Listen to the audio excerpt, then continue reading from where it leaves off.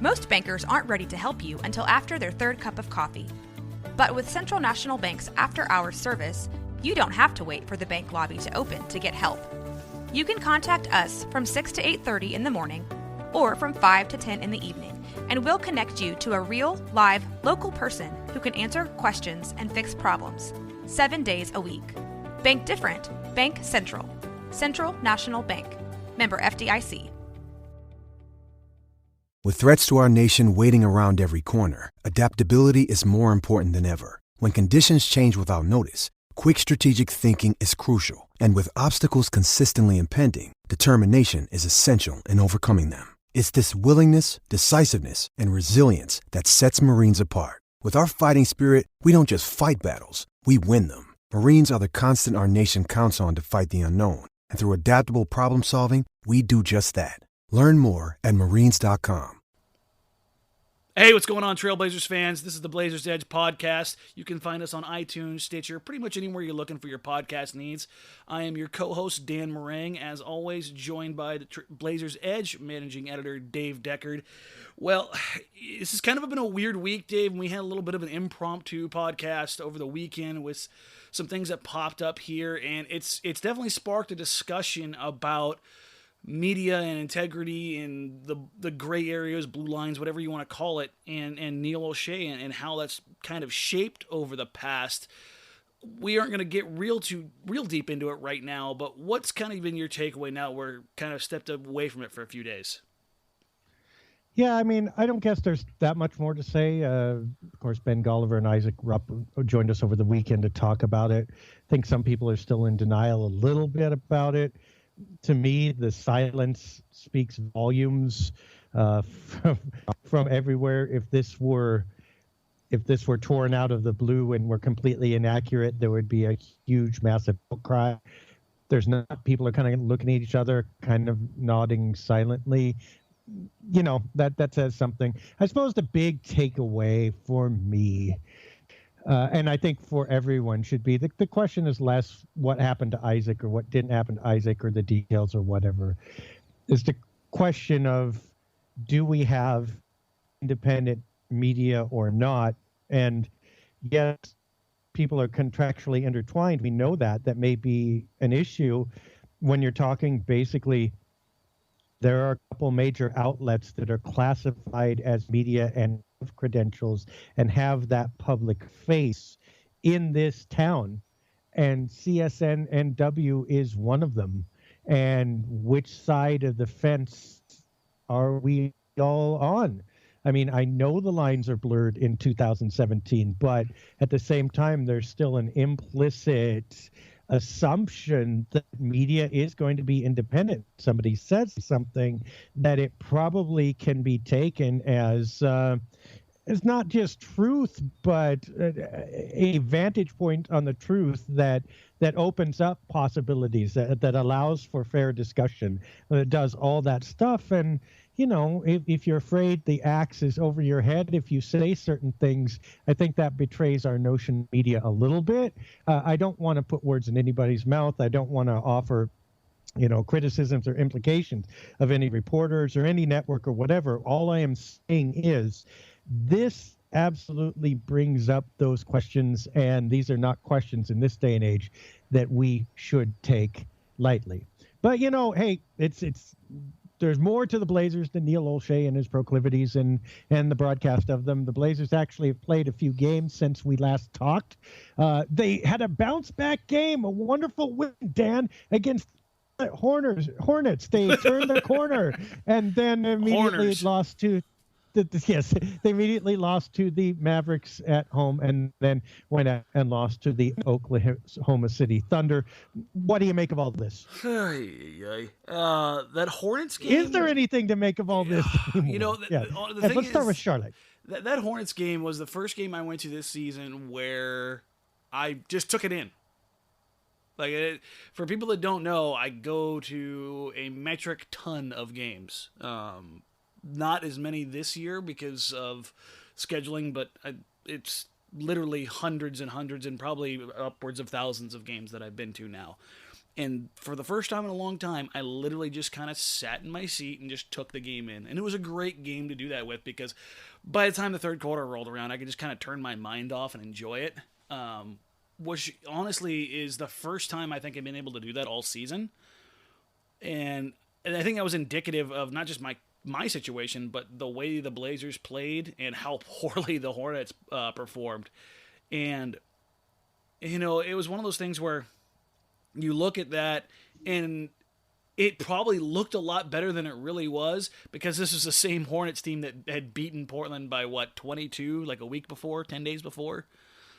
So I think both those games were kind of aberrations for both teams, where both teams, and one on each opportunity, just got crazy hot while the other team just didn't care while they were on the road. And that's what happens in the NBA. So it was nice, but I've gotten to the point where I'm not talking about get right games anymore. I don't. There's no get right game left for me on this season. I've had too many of this is a turn the corner, get right. This is what's going to help. No, you need to get like 10 of those before I even like bat an eye at it at this point. Well, here's the thing about the Hornets, and the question I have of the larger scheme. The Hornets are basically similar to the Blazers in certain ways, at least offensively, except they only have one star guard scoring in their backcourt instead of two. The Hornets are kind of like the Blazers would be if there were no C.J. McCollum. They've got people like Michael Gilchrist, Nicola Batum, Marvin Williams, that are kind of multi-purpose guys, can defend some, the kind of analogs to Aminu and Harkless, but they don't score. So basically you have one job. You watch Kemba Walker, and they're not going to be able to score enough to get past you. And that's what the Blazers did. It was great. Like, bravo, 115-98. That's exactly what that should have looked like. But then now you get to the Mavericks, who have similar makeup now that Dirk Nowitzki just turned 113 years old. And you have one guy that you got to watch. It's Harrison Barnes. And you kind of watched him. You limited him to 13 points. But Yogi goes for 32. Wes Matthews goes to 27. Seth Curry has 19. What happened? You had one job. And they weren't even, the Mavericks they like to kind of walk it down and then shoot that mid-range or three-point jumper. I mean, it's not like they're going to really pound you in the lane. And for God's sake, they're usually not going to fast break. I mean, so what did you have to worry about? They scored 20 points in the paint. They scored 5 fast break points, and they beat you. What? You had one job. What happened that was different against Dallas than one was against Charlotte? That game was a flaming dumpster fire of awfulness. We're sitting up there in the media section, and Yogi is just canning 3 after 3, and everybody up there, we're sitting there laughing in utter shock, like, he's not going by you. They're not running a pick and roll. He's literally walking into threes. The hyperbole that came from everybody that was sitting there looking at each other in utter shock, like, this isn't highbrow stuff here. He's walking in and canning it. When he's 6 of 7 from 3, maybe it's time to get a hand up on the guy's face. He's all of 6 foot tall. They weren't doing anything that was crazy. That's what was mind-blowing. It's not like they're running a backside pick and roll and everybody's just completely sagging off and taking Harrison Barnes and Dirk away and making Yogi Ferrell beat them. He's catching and shooting or stepping into it. There was nothing about that game or that game plan that said, we're going to go. Their own head coach, Rick Carlisle, before the game, he says, we're a blanking team, insinuating a bad team, but we're an underrated blank team.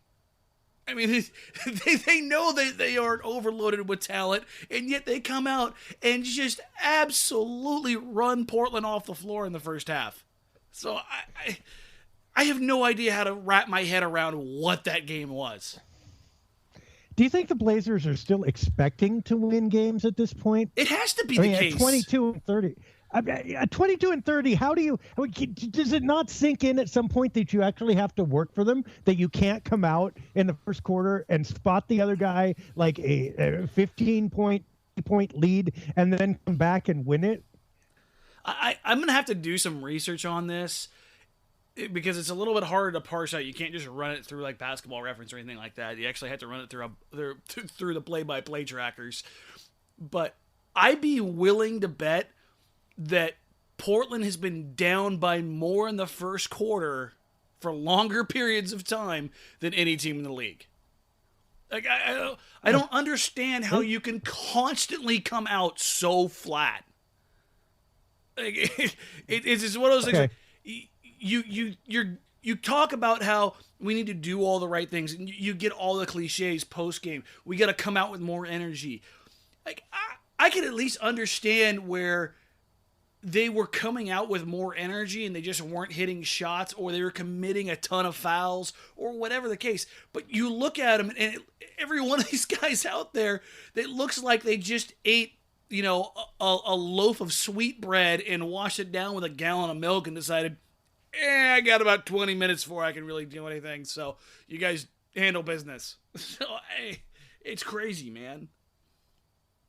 Well, I can tell you that Portland is 27th in the league in first quarter score margin and basically deficit. They're pretty good at scoring in the first quarter, 27.6, but they are dead last in points allowed. 29.3 in points allowed, 29.3, encroaching upon 30 points per game. That's Brooklyn is right. That's so Brooklyn's crazy. Right there with them. 30 points.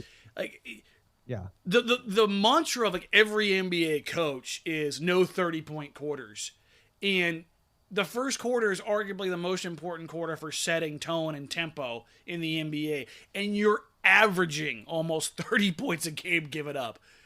That's one of the worst stats that I think I could possibly imagine for a team to have.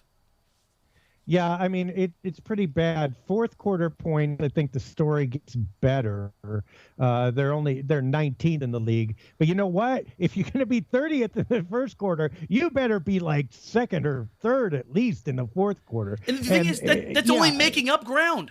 That's getting you back in the game. It's not, whereas teams that are really good in the fourth quarter typically are closing out games. This is them making up all the ground that they gave up. Whereas if they were just slightly better in the first quarter, those fourth quarter gains would be an actual net positive. Yeah. Well, the Blazers are decent to average in points allowed. But keep in mind, this isn't pace adjusted. So a lot of teams that go slower, just don't allow or score as many points, are going to register higher than Portland on this scale. I get that. At the same time, there's a difference, and a marked difference, between the Blazers' second and fourth quarters, which are average to decent. I mean, they might even be good considering the amount of points scored in your typical Blazers game, whereas the first and third quarters are bad. And, might say something about the starting lineup there. It obviously says something about the defense. But, I mean, basically, long story short, think of every team that you think really, really stinks in the league, and the Blazers allow more points than all of them. They start worst, defensively at least, than every single one of them. Lakers, Minnesota, doesn't matter who. It's pretty rough. This isn't the team that can afford to spot leads. And that's what they're doing essentially every single night. It's like, hey, here's a 5-point lead. Go get them. Thunder game. I mean, is that just Westbrook? Is that just going to happen? Or was there something uniquely about the Blazers you saw that contributed to the loss? It was two things. It was Westbrook. He has these games where he is going to gun from mid-range. They happen. Otherwise, I think he's normally about 37% shooter from that area. It's just that what makes him so ridiculously effective from that range is that when he gets to that spot, you have to pick your poison. And if he gets hot from there, he gets dumb hot. He is absolutely in fuego. He's Gordon Ramsay in the kitchen, just nuts. But he swears? Yes, Absolutely. Fairly certain he was chewing. I think it was Aminu after he spun him around in a circle where he asked him where he was going 3 times with profanity interspersed in between it. I'm not gonna lie, I laughed a little bit because he absolutely broke Al off. So, but what he does to modern NBA defenses is turn them on their head. He's taking a shot that ultimately you don't want to give up, but if you're going to concede one, that's the one that's least valuable in terms of points per shot. The problem is when he gets rolling like that, it takes the entire defensive game plan and blows it apart. And you have to decide if you're going to push out on him and keep him from then getting into the paint with no help behind you. Russell Westbrook, you don't have to explain to people, is arguably the most explosive player in the past 25 years. So if you're going to wall him off, you have to make sure everybody's there. The problem that I saw with the Blazers was that they were conceding that jumper even though he kept getting it. But at the same time, and this, when I say conceding, it's a very, very loose term because the Blazers don't, no NBA team concedes anything. That's just the area that they're least concerned with. Now, the thing is that Portland opted to back off of that in order to help rebound. Well, here's the thing. The Blazers didn't rebound either. They got absolutely annihilated on the boards. So if you're not going to rebound, you might as well try to force the ball out of Westbrook's hands. And you're looking at the checklist of things that you need to do to beat the Thunder. Keep them out of the paint, keep them off the board, stop them from fast breaking. That's basically your 1, 2, 3 of how to beat the Thunder. Yeah. And, well, look, I may not be a head coach, but even I know that you don't get to rebound shots to go in. So at some point it becomes a problem. But here's my thing. The Blazers, and I haven't actually looked this up, so I probably should, but it's my perception anyway, that when the Blazers start having a lot of trouble, they're giving up points in the middle of the floor. And it doesn't matter who the opponent is too much. If the Blazers' middle gets soft, and by the middle of the floor, I mean take a line, take the key, extend it out to the 3-point line, and they leave a lot of people open or single card in mismatches in that spot, and it's just automatic that they're going to score there. I would be a lot happier if I want to lose from the edges. I mean, there's an argument to be made for not giving up corner threes. I get it. I guess I would concede that you need to send a guy out there. But if a team beats me from angles shooting, I'm great. But it makes me a little upset to see even Russell Westbrook, even though you call it mid-range, from him right around that key area, just straight on again and again and again and again, and you just don't stop it, something's really wrong there. Yeah, and it's not like Westbrook got hot from 3 and you just kind of live with it. He's like Chris Paul in that he's going to shoot from one of 2 places. It's going to be the elbow or he's going to dunk on your soul. With Chris Paul, it's not a dunk, it's a layup. But yes, they can step out and hit threes, but the shots that they want are on each elbow and at the rim because their unique ability in their quickness and their explosion and their passing ability and their finishing at the rim allow them to excel. And if, at least in my view, the best thing that Portland can do, and they did it in the first matchup, was run Westbrook off and make him get rid of the ball. I think he ended up with like 15, 5, and 5, something along those lines for his stat line in Portland. You basically dared the Thunder, not anyone on the Thunder, not named Russell Westbrook, to beat you. And that to me seems like the best way to go about it. But it was just, that's is weird. That's the way everybody goes about it. I mean, he is, we must admit, he is the leading scorer in the league. Oh, he's phenomenal. So a lot of people try this, many people don't. Many people fail. But yeah, it could have been a little harder. But, I baptize people. I know I'm not dunking on your soul. But in any case, let's talk about other soul-rending performances. We can't leave this alone without going back to Yogi. I mean, you've described what it was like. You get a feel for how much it hurts. But, every time I see a guy like that on a 10-day contract, unknown guard, excel, I think, and this is you're watching a Portland game? Yeah, well, okay, stop. Ouch. Oh, from the side with the dagger. Oh, I'll need that sewn up after the podcast. In any case, yes, a Portland game. And also, I can't help think that their demise, or whatever you want to call it, would not be quite as severe if some of those guys that Portland had that were analogous. We will invoke the name of Tim Frazier. We will invoke the name of Patty Mills. Where are those guys? And if the Blazers still had them, I mean, obviously there were other issues that were bigger, but it doesn't help that even the underpinnings are kind of soggy and prone to collapse. Yeah, it's kind of weird how these guys that they turn into these fan favorites, but they're also really reliable, are the ones that kind of get away. So it's hard to really look at that and understand how because the player movement at that level is so fluid. It's hard to really understand what you're getting from value on guys like that. Speaking of value, I'm sitting here talking right now, and the screen flashes Will Barton's line of 31-5 tonight. That's cute. Oh Lord. Well, we at least say, let's get to Barton in a minute. Now Frazier, okay, he's slumping a wee bit. He's only scoring 9 points a game this year, as his shooting percentages are off. Maybe that doesn't hurt quite so much, but Patty Mills has had a wonderful time in San Antonio. He's a fantastic backup point guard. I mean, he may ultimately be the best backup point guard in the NBA. Right. And I mean, I guess I haven't looked. I should probably look, but my impression is that neither the Pelicans at least aren't spending $1 billion for Frazier, right? No. I'm not sure what, I can look up Mills here real quick, but would the Blazers be better off if they had one of those players back? Was it a mistake letting him go?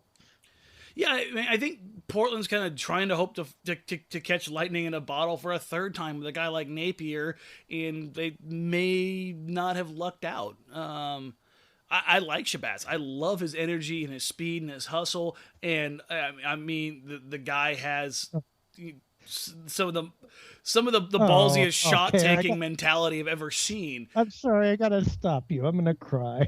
Are we finding the contract numbers? Patty is shooting 44% from 3-point land. I mean, he's not scoring. I mean, it's 10 points a game. I get it, but 4% from the 3-point arc. Yes, but he's also coming in for all those times that Tony Parker sits out a game and running that team. Right, but 44% is incredible. He's making $3.6 billion this year. He's up for a new contract, but I don't think he's going to get Alan Crabb level money. But okay. I've got a case of the sads now. Let's go to Will Barton. The people's champ will make you happy all the time. Yeah, I'm gonna go ahead and caveat it this way: if you can't find room in your heart for Will Barton, you're dead to me. Will Barton is everything good about basketball encapsulated in a 6'5", springy, incredibly rail thin body. That dude is, and I'm not sitting here claiming that I knew Will was going to turn into this phenomenal sixth man of the year candidate. I always thought he was a solid player. Ball handling skills, could definitely get up and dunk on some people.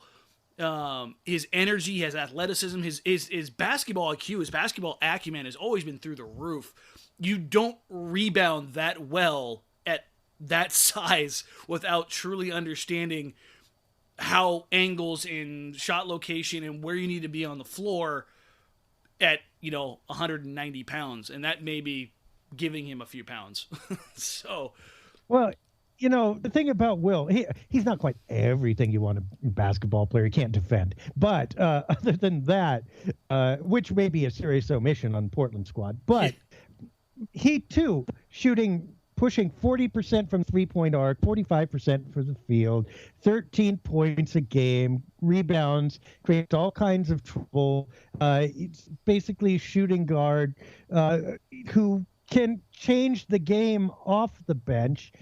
As we saw tonight with 31 points, 5 rebounds, and 5 assists. $3.5 million a year for Will Barton. He's also going to make more in a couple years, but again, that's a value contract you'd kill to have right about now, huh? Well, see, we're going to drive Blazers Edge editor Chris Lucia crazy here because, okay, he loves Crab. He also loved Barton. Which is it?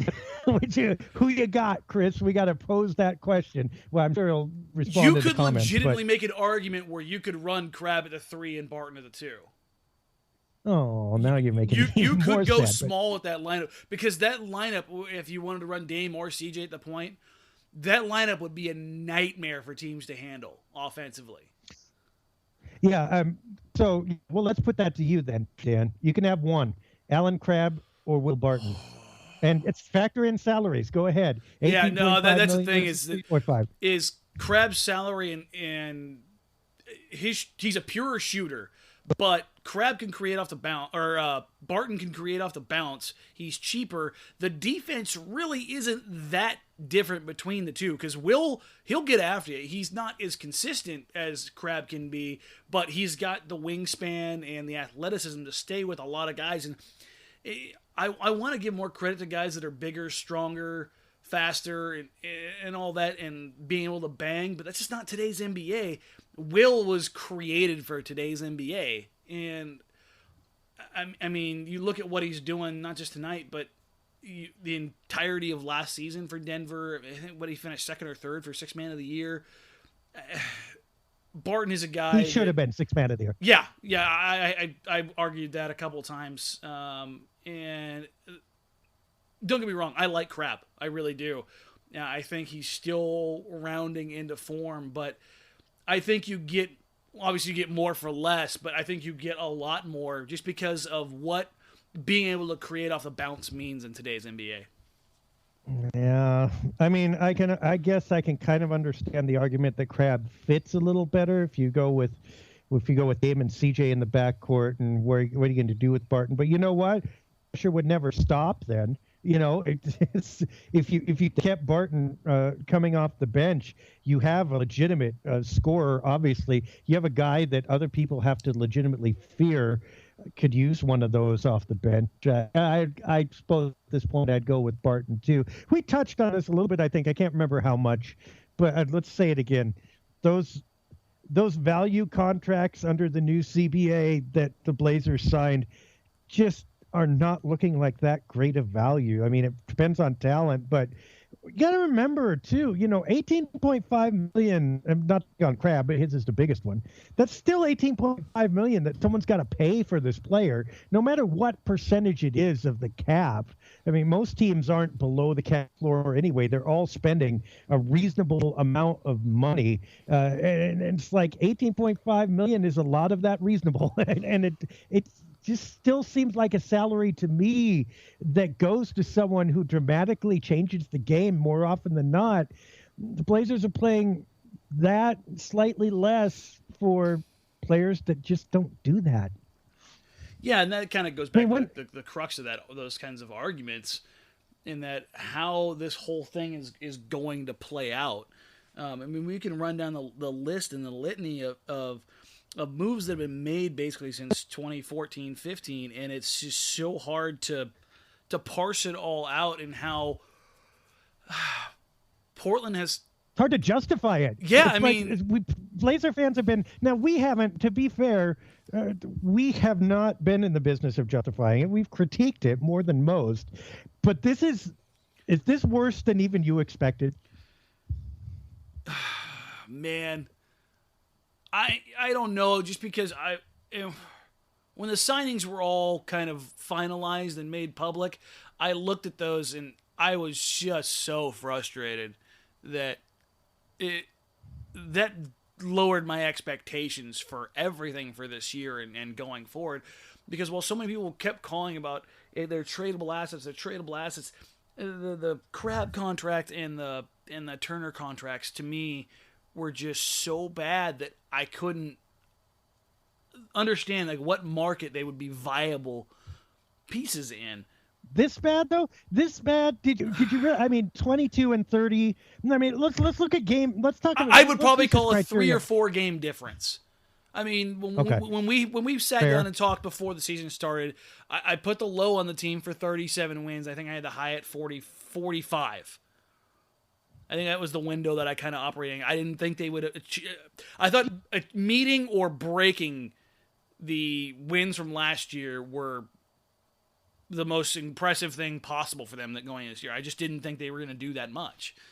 So, but the way things have gone, yeah, it's crazy. And now, I mean, we went from a consolidation trade is definitely happening at the deadline. Remember? That was what was basically circulating, to now we're looking at it like, well, Portland doesn't have the assets necessary to move to make a deal at the deadline, so we have to wait till the summer.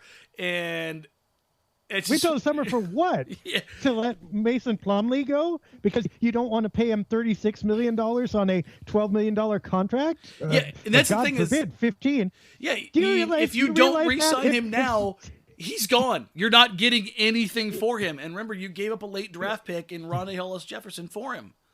So, Here's I mean, the that's problem. another sunk cost that you're not getting a return on. You realize that if someone offers Mason Plumlee $13 million a year, the Blazers, if they don't make any other moves to cut their tax, they're going to pay like 3 times. They're going to pay $50 million in the salary and tax penalty for Mason Plumlee. There's no way you can do that. That's what it's a disaster in that sense. I mean, like literally, your hands are tied. You can't do the things that you would need to do. But I wanted to go back to this criteria of game changers. Now, we know Barton has changed some games, okay? Hard to put a number on how many, but he's at least known around the league for doing this, okay? How many games, for instance, has Alan Crabb changed this year? I can think of maybe 3. I was going to say three or 4 for certain. It's probably 5 or 6 if you want to talk about legitimate impact. Now, here's what the distinction I want to make. We as observers compare this on a curve to expectation, to the player's normal performance, et cetera, et cetera. So, for instance, we will say about Mason Plumlee had a really nice game. And that's accurate. Or Mason Plumlee had one of the best games of his season. That's accurate. That's different than saying Mason Plumlee took this game by the throat and throttled a win out of it. Excuse the violent metaphor, but you know what I mean. It's like just absolutely he did this. He changed it. Damian Lillard changes games. Yes, we know that. CJ McCollum changes games. Yes, we know that. At the same time, it feels like a lot of teams have that, or the good teams, I should say, have those other players besides their stars who you legitimately fear can come in and twist this game in a way you did not expect and really take it over and win it, not with scoring, with defense or something else. So Alan Crabb, I would say 5 would be way generous. I still want to stick with 3, maybe 4 if my memory is faulty. Mason Plumlee, I mean, I think 2. I mean, he's had some great performances. I don't want to slight him at all.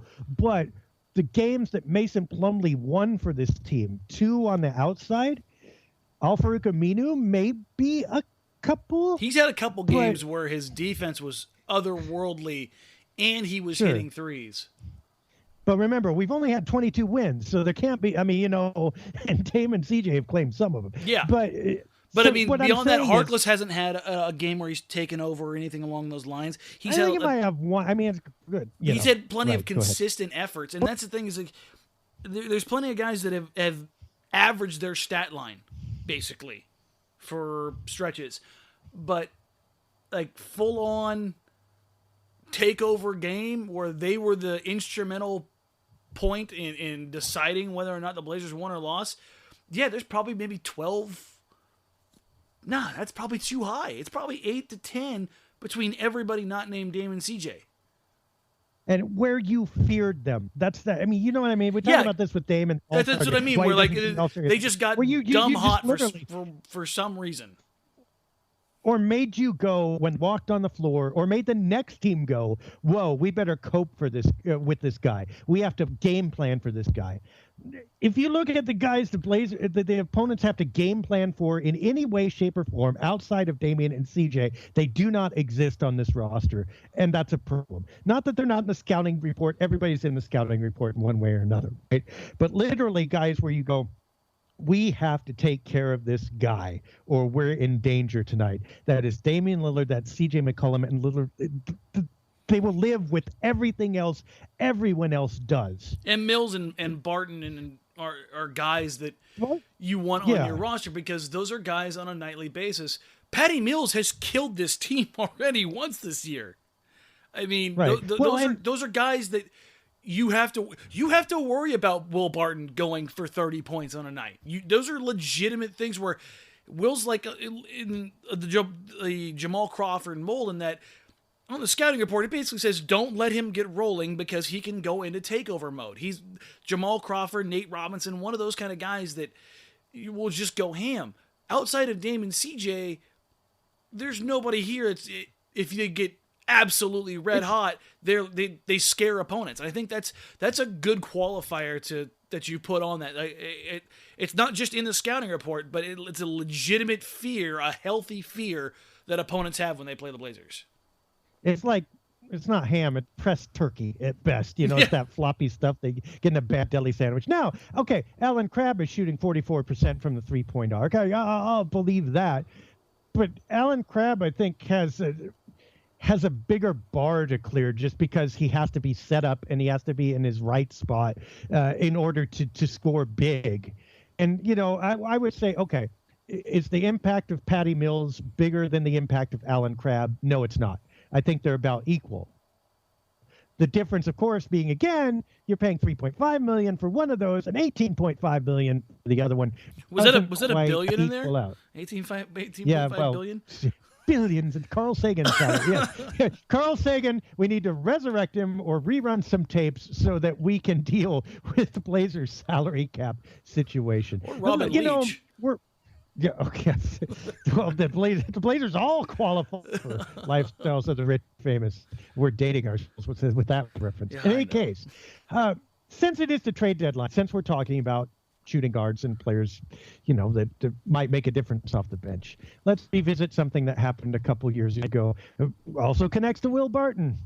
The Aaron Aflalo trade. And I want to bring this up around the trade deadline simply because one of the internal arguments on our staff, and we have many of them, it's delightful. If people only knew how much we argued. Oh, man. It's like whatever goes on in the comment section cranked up to 11, except nobody really goes ad hom or everybody's really respectful. But yeah, it's freaky. In any case, yeah, do not look at your Slack. You could tell, like, okay, we're on Slack. And, the phone's set to buzz when you get a notice. And it's like every once in a while, my phone just goes like earthquake. And I know, oh, Lord, somebody brought up a topic. It's like, is that news? Oh, no. Or you read that first line, you're like, nope, like, click. No, I can't. I'm going to go down the argument hole for the next 2 hours. I have to go do real stuff. And then get back and there are 800 comments to parse through. Anyway. So one of the things our staff is split on, Aaron Aflalo trade 2 years ago this month, the Blazers trade away Will Barton. They trade away, Victor Claver and draft pick. First round pick. There was something else in there. The pick didn't turn out to be much yet. Will Barton turned out to be a little bit of something. Obviously, Claver didn't either. So, but revisit that trade. There are some people who think that move was absolutely justified. The right move cannot be argued with. There are other people who think that move was one of the bigger disasters to beset the franchise that was not injury related. That was a voluntary disaster. Where do you fall on that? I'm kind of splitting hairs on this one because I get the idea. And this is if you can't. No, you can't. Let me hold on. I'm gonna go one way before I go back the other. This is what I do. All right. So if you're operating under the assumption that Neil O'Shea knew that LaMarcus wasn't leaving. And you're going to bring that up? Well, to me, it frames it. To me, it frames the whole deal. If he didn't know he was leaving, there's criminal negligence. If he didn't at least suspect. And that's where my point kind of goes here. If you're in that camp, to me, okay, sure. Then the idea of this whole thing makes sense because you're trying to make this push and you're trying to convince him that this team can make it happen. Now, I believe that that's fantasy world. It's one of those things. It's the difference between right now, where a midseason trade, you're doing it for the future. That midseason trade was trying to do it for right now. That's the only way that I can say that the justification was necessary or okay. But if the world that I'm living in, he knew he was gone, and he mortgaged the future for a 3-month rental of Aaron Aflalo, and that to me is one of the more ridiculous things I've seen a GM do in recent history. You gave away a young, controllable asset in Will Barton, a first-round pick. Claver is Claver. I like him. He's one of those guys where you expect more from him, but it's whatever. But if you're thinking about rebuilding a team coming up... How can we forget TeamMom? Oh, there you go. There's the other one. So, but if you're thinking about rebuilding a team and you know basically that Aldridge is gone, why on earth are you giving up a first-round draft pick and Will Barton for a 3-month rental? Here's where I'll qualify, and Dave, am saying this, and one of the ones with this story about Aldridge staying, leaving, or what have you. I don't believe that O'Shea knew he was gone for sure. In fact, I interpret Aflalo as a move to try to change his mind. However, if O'Shea did not know that was up in the air, if O'Shea was certain that Aldridge was not going, then O'Shea was blind. I mean, that's the criminal negligence. Not that he traded so much in a stupid way, because I think if he was 100% sure he was gone, then he probably would not have made the Aflalo deal, one would hope. But he had to know that was a serious possibility, and then this happened, in the worst possible way for the Blazers. I fall in the camp of, it was pretty bad. T-Rob and Claver aside, fine, those are players you thought maybe used to be talented, especially Robinson. O'Shea traded for him, right? But the draft pick, thank goodness it didn't turn out to be anybody. Maybe you could say there was prescience there, knowing that the lower half of the... Let's remember, the only reason that didn't turn out to be anything is because the Blazers got so hot over 2.5 months. Well, I mean, that was true as well. But, you could say second half of the draft is weak. We don't believe that we're going to get anybody there. That I can all agree with. But the people's champ, I mean, I can't. That's just when the guy you trade away turns out to be that dynamic for a guy who was a 3-month rental. And in context, it's part of a litany of moves that were and have been questionable and continue to be questionable. The move at the time was... To me, okay, I get what you're trying to make to do with this push. The hindsight review of it, in my mind, there is no way to redeem that move. With the way everything broke out. And the only way the non-hindsight is excusable is if you had zero foresight. If you're operating as we, are as we analyze these things, where we don't necessarily know the inner workings, although there were rumblings. But let's just assume that those didn't happen. If there's zero chance that you know or suspect what's going to happen, okay, maybe then you can say, well, you're hindsight analyzing and blah, blah. But given the information at hand within the organization and the knowledge that should have been there, I think you have a hard time justifying that. So, but I think another key factor that plays into that, though, that people want to make the argument for the Aflalo deal, is I think a lot of people thought that team really had a chance to go somewhere. And I think that's kind of legit because the Trailblazers themselves flip-flopped on that analysis. The noise coming out of Blazers Central for the entire, couple years prior was, this has a chance to be a special team. Look at what they're doing. We're building to something. Here we go. And all of a sudden, after Aldridge left, the story became, oh, no, that team was at the end and the team wasn't really going anywhere, which is just one of the cases of whiplash that was going on during that tumultuous year. Which do you think it is? Do you think that team really had a chance to be special with the Flalo with healthy Wes? Enough? With healthy Wes, I think that was a Western Conference Finals team. Winning conference finals? You think they would have won it? It's not a coin toss, but I think that they could have gotten there and you couldn't write them off. Let's put it that way. 4-2, maybe 4-3. Can't write anybody off. No, but isn't that pushing it? Not all conference finalists to me are created equal. Right. So I think that they had a puncher's chance with Wesley. It's just the way that team was playing there was pretty impressive in the couple weeks before Wes went down. I mean, they were a good team, and then they became a great team there down the stretch before his Achilles popped. And that's. I mean, let's go ahead and stop and take a look at that team real quick. You've got Dame, Nick, Wes, LaMarcus, Robin, Aflalo, CJ, Barton, Wright. Well, you don't have Aflalo and Barton. It's either or. Oh, I'm sorry. You're right. I'm sorry. Yeah. Barton's gone, but right. You've got McCollum Aflalo, and Darrell Aflalo Wright. and Darrell Wright. Man, that's a lot of firepower on that team. Yeah. I agree, although would CJ have emerged had Wes remained healthy? And by the way, CJ have emerged with Wes remained healthy, and you got Aaron Aflalo. I mean, why'd you get Aaron Aflalo then if you had CJ? Yeah, that'll go on something else that I didn't want to bring up, but since you touched on it. Remember the narrative that, we knew CJ was going to be this guy all along? If that's your narrative, then why on earth did you trade for Aaron Aflalo?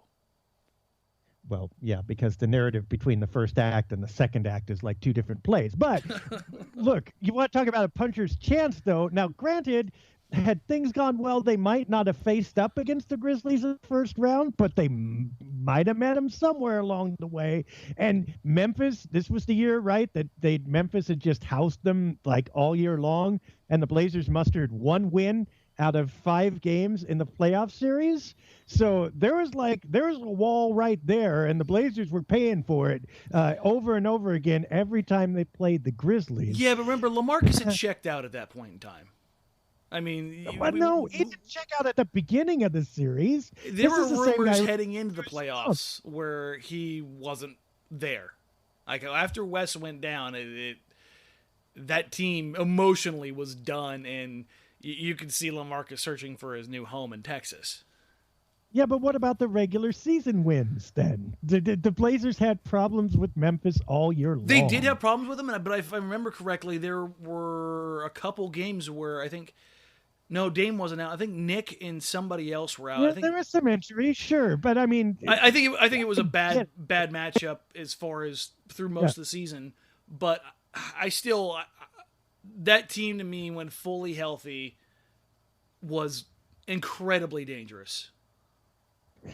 Dangerous, okay. Conference finals winners that year or the year after. Maybe if CJ emerged, but then again, where's the logjam? I mean, right now, would I like to have that lineup back? Oh, you bet I would, with CJ McCollum in tow. And by the way, with Will Barton in tow, I will take that all day long compared to what they've had since. And by the way, you could make a couple. I think you could still get Mo Harkless if you really wanted him, for instance. But I mean, you can make yourself sick doing that. But at the time, I did that about a week ago. I ran down this entire thing, and it was face melting. Don't do the perfect hindsight version of the. No, it's bad. It's really so bad. Anyway, I would say no. The Aflalo trade's a disaster, and that team was not. That team was good. That team was not destined to call it even a finals team for sure. For me, would stretching conference finals. I believe they would have made it at some point, and I believe they could have won then, or there had they gotten there, but not that year, and probably not the next.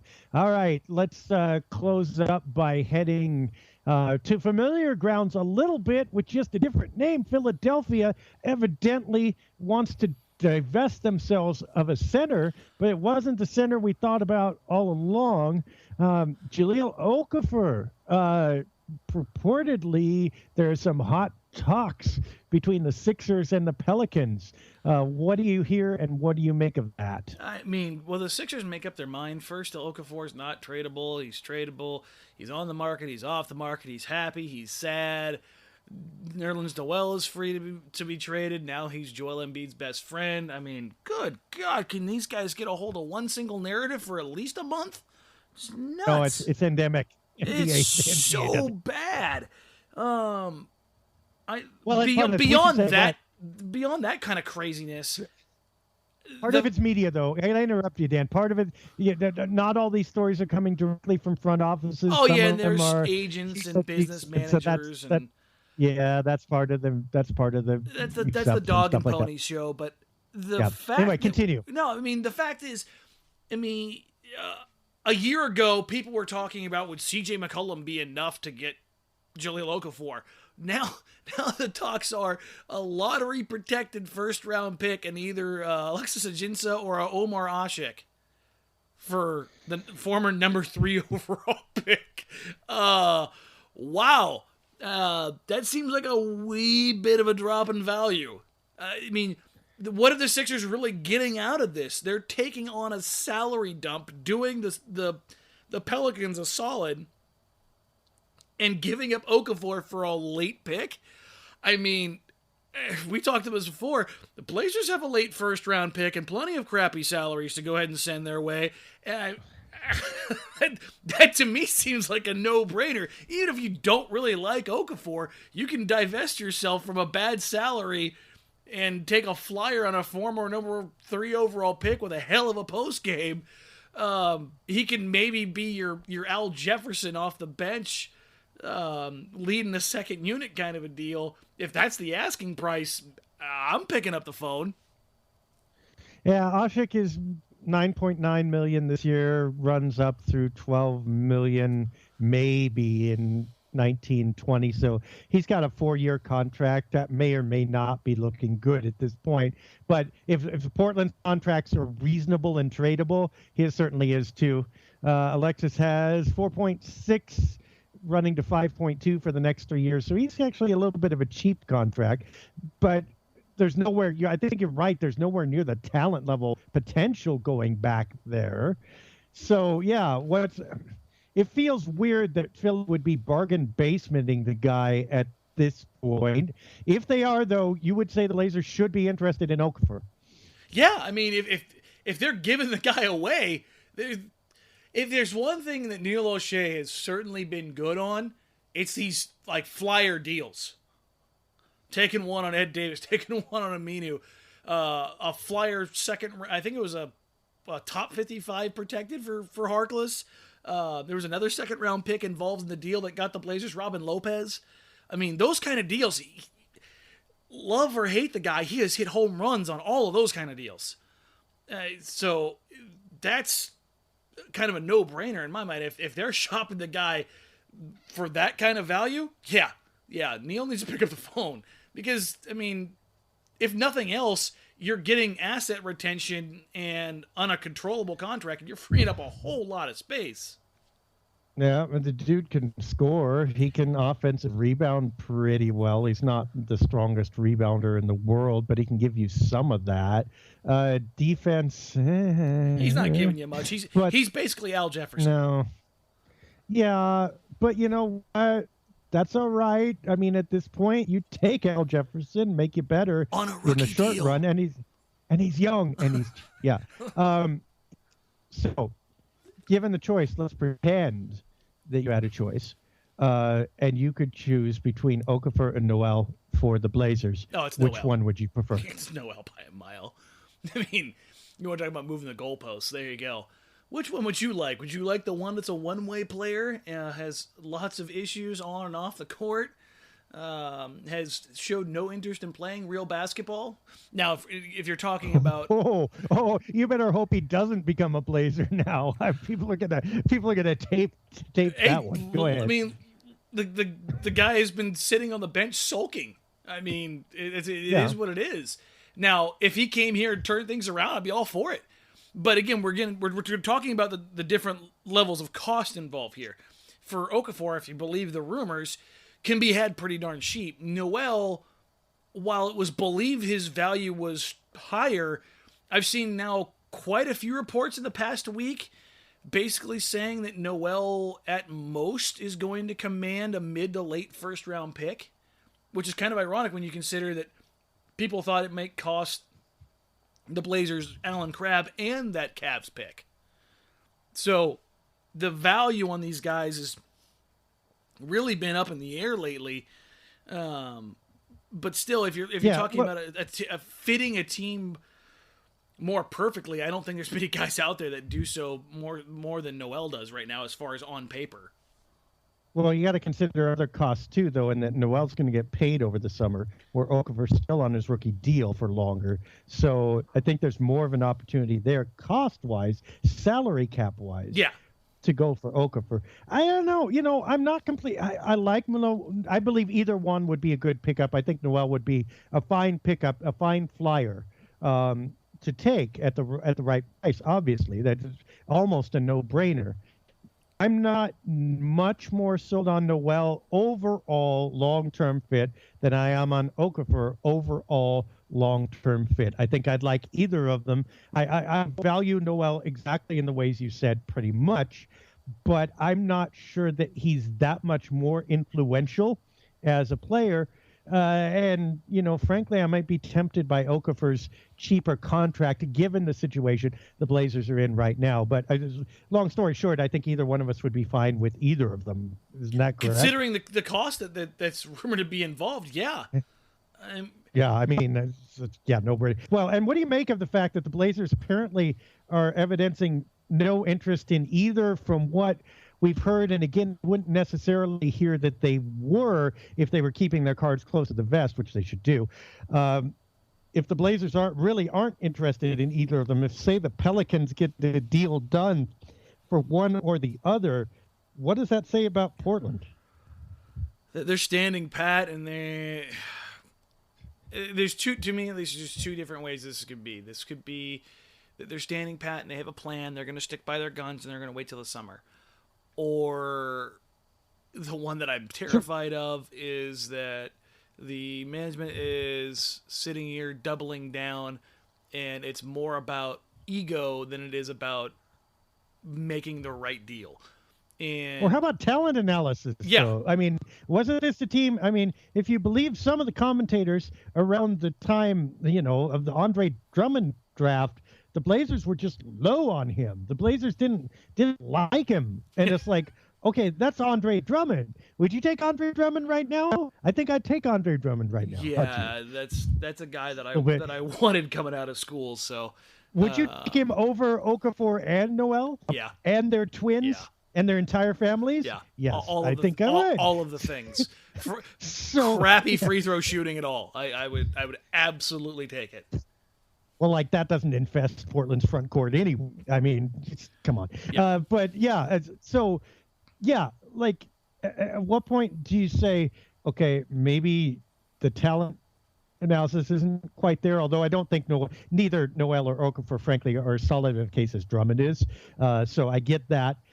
But also the price to get them is not as high as it would have been to trade up for Drummond, apparently. So, gosh, at some point you have to, how many missed opportunities can you take? I can't. Personally, I can't. If New Orleans gets them on the cheap, I might blow a gasket a little bit. Yeah, and New Orleans is incredibly active at the trade deadline. It appears they've engaged not only them, but the Orlando Magic on Vucevic. So, I mean, you look at both these teams in Portland and in New Orleans who are kind of on the younger side and have roster construction problems, I guess. And it's a little bit strange to see New Orleans is the one that's more active of the two. At least that's the perception right now. Yeah, I mean, we'll have to see how it plays out. We'll jump the gun, but boy, yeah. So, what else? Anything else burning this week before we go? Yeah. How many games do we have left before the All-Star break? What is it, 4, 5? All-Star break. CJ's in the 3-point competition because his vacation plans didn't pan out, which tells you all you need to know about this All-Star weekend. I think we talked about, is there a snub? No, there's no snub. Mildly excited to see CJ in the 3-point competition. Hope he wins it since he's in it. Is it getting a harder? Is it just because the Blazers aren't in it, or is it a harder sell over? Are we over the All-Star weekend a little bit? I don't think so. I think it's because the Blazers aren't in it, and even when LaMarcus was kind of getting that token nod, and even Roy to an extent, because they weren't really well known nationally, even though the brand was being pushed hard. I still remember Roy coming into the game, that might have been New Orleans as well, where he took off from near the free throw line and cocked it all the way back. He ended up hitting the back rim on that dunk. But I remember the national media going absolutely nuts because nobody knew Brandon could get up like that. In those moments... Well, and he dominated. He dominated those All-Star games. It's like, oh, this is going to be the Jim Paxson appearance and blah, blah. It's not really that show. Oh, no, Brandon Roy's going to step up. If you invite Brandon Roy to the party, he's going to ball out. Be ready for some dancing. Yeah, that was the thing. Is I think they, like, with Brandon, they thought it was going to be like this cursory, like the way they treated LaMarcus. All right, here's a few minutes, and then you're coming out. Brandon came in and was like, no, man, I'm going to ball out. This is how it's going to go down. He's breaking guys down off the dribble, driving to the rim and dunking on people. And I think part of what makes it special, at least for me as a Blazers fan, is when the rest of these guys nationally get to see, what's going on with the small market team in Portland. And I think that's part of what's missing. And I think people nationally will get to enjoy that with CJ. And, kind of speaking of enjoyment, 10,000 kids now total for Blazers Edge Night when it's all said and done after we wrap this up. So I think you've got plenty to say on how Blazers Edge Night is going to turn out this year, Dave? Yeah, we said 2,000 kids again, thanks to all of you. Or we are sending, and congratulations on that, and thank you for that. Already, people, it's really funny because we have a couple extra seats now with the late donations, and people are writing, and it's so funny with the tentative. Well, we have like a dozen kids. No, we really have 20, but we can pare it down to a dozen, and we tell them, don't pare it down. We'll give you 20 tickets, and we'll send the drivers or chaperones too. They're like, oh my gosh, you are kidding. And it's like, no, that's what this is for. Means. Yeah, it's like everybody can go. You create community, and you guys have created communities in these classrooms and with these teams in title and underprivileged areas, and it's just amazing, fantastic that we're able to do this every year. We thank you so much for doing that. As Dan said, this year, by my calculations, we will pass 10,000 kids sent. I think someone left in the comments section of the post where we announced this that he remembers when it was just 100, and even 100. I mean, this thing started with one dude wanted a couple tickets or had a couple tickets to donate, and another dude said, yeah, I can take him. I have 16 kids and I can send 2 of them. And we did the same thing. Hey, can we come up with 14 more tickets? And we came up with 100. And the guy who took those first 16 tickets found 84 more people, and the first year we sent 100 would ask for 16 and started with 2, and then it just grew from there to 2,000. To 2,000 a year now, over the 10,000 mark. It's amazing. It's incredible. It's fun. It's unique. Well, it's not so unique anymore because I'll tell you, they're doing this in Phoenix. They're looking to do this in Orlando and a few other places. So we started something. And that's the where cool thing about SB thousands of Nation kids are now going to other games. We all go ahead. talk.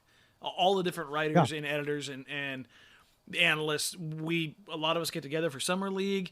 We talk during games. We banter back and forth. We talk on Slack. So stuff like this, when you see how big of an impact it has, it goes across and it impacts so many more people. It's crazy. And I just want to reiterate, not only like it's 2,000 kids, it's 10% of the Moda Center, folks. Like 10% of the Moda Center is going to be screaming kids. I don't know how many of you have ever watched like a summer league game where the summer camp kids come in and like fill like one little section, and how just incredibly loud and awesome they are for the entire game. That's basically what this is going to be. It's going to be 2,000 kids that are going to be losing their minds for 48 minutes. And it's the coolest sight ever. And it's just really awesome that we have a community that we can commit to sending 2,000 kids, and it gets done. Yeah, absolutely. So we love you, and the kids love doing it. So thank you so much. And I think that's about it for this week. The finalists, I think, will be here on the weekend, and then we'll be back with you next week, right? Oh, will we? Will we, Dave? Yes, we will, I think, right? I'm planning on it. I don't know. I look at these schedules, man, and I we'll have some more stimulating analysis of one Blazer win and 3 Blazer losses for you. Or it'll be three wins and 1 loss, and the team's back together. Well, we got again. 1 week like that. Yeah, I mean, just like, look, Oasis got back together again. Oh, no. I'll leave it at this. No, they broke up. I want this team to do well. Yeah. I really do. But my ability to care about the game-to-game record, I think, has left me for the season finally. So it's about building for the future now and learning and growing. But the really small nuance that I was really hoping to see growth in, it's not there anymore. I think we're doing good. I'm dead inside. I think we're doing good, just keeping down the snark. So in any case, for Dan Marang, this is Dave Deckard in another snarkless version of the Blazers Edge podcast. We will see you next week.